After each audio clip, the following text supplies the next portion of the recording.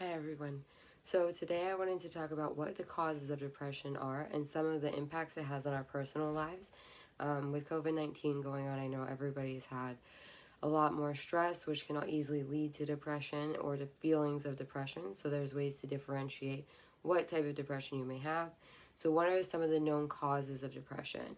In Moore's article from 2021, there were many known causes of depression, including relationship problems, financial struggles, natural disasters like this pandemic, health problems, illness or loss of a loved one, as well as moving to a new location. And it mentioned in Lamoureux's article from 2021 as well, our occupation can be a cause of depression, but some more specific workplace causes of depression include a work overload, unclear or like disrespected work environment, and unrealistic expectations in the workplace, or a chaotic work environment.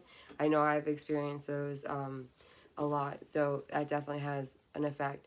Some symptoms to look for of depression include, when more in her article from 2021, are low levels of energy. I know from experience that is a big one. Lack of motivation as well, loss of interest in activities that you previously enjoyed a lot, change in appetite, so decrease or increase in appetite. Um, Isolating, so wanting to be by yourself, but with COVID again, we've had to socially isolate, so it's a little different. But if you do it by choice, that can be a sign of depression. Feeling really easily overwhelmed. Also, difficulty taking care of yourself, so that's day-to-day things such as like getting a shower, wanting to eat, wanting to take, well, that's, I guess, part of loss of appetite, but still not being able to take care of your day-to-day needs. How to spot a burnout rather than depression. So a burnout is when you may just be feeling run down or under the weather. And in Lamoureux's article from 2021, she lists symptoms of what a burnout may consist of, which is like depersonalization or burnout cynicism, energy depletion or feelings of exhaustion, reduced sense of accomplishment. So if you feel like you're not accomplishing things, if you feel like what you're doing isn't enough, if you feel like you can't get done what you need to do, sometimes that can be a burnout. So it's not always just depression right away if you're having any of these feelings, but it can be a symptom of a burnout rather than an actual depression mental disorder. So situational depression versus clinical depression is another thing. So situational depression is more circumstantial. So when you're going through rough things, if you had like a big life event that is really you're struggling with, that can cause circumstantial or situational depression. In Moore's article from 2021, she categorized situational depression with more of the following symptoms: short term compared to long term, like clinical depression would be. And also, symptoms usually begin like showing resolve within 6 months.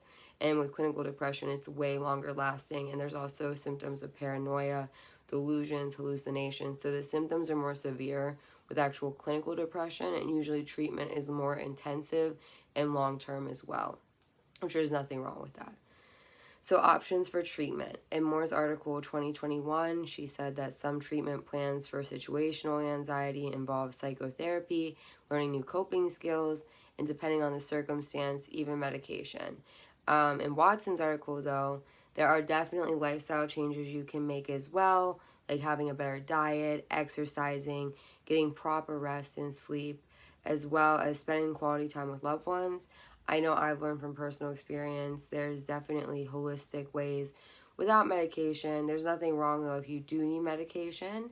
I've also taken medication for my depression as well, but it is something that you want to work with a therapist or your family doctor on for your personal recovery.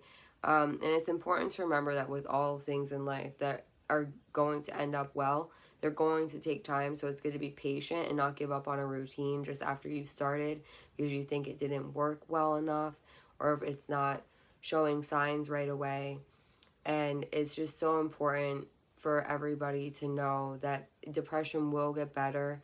And the more we educate on depression and the more we have awareness of it and the stigma of it is kind of taken away, more people will be willing to get treatment and know the warning signs and symptoms as well. And here's my references. Thank you guys so much for listening, and I hope you all have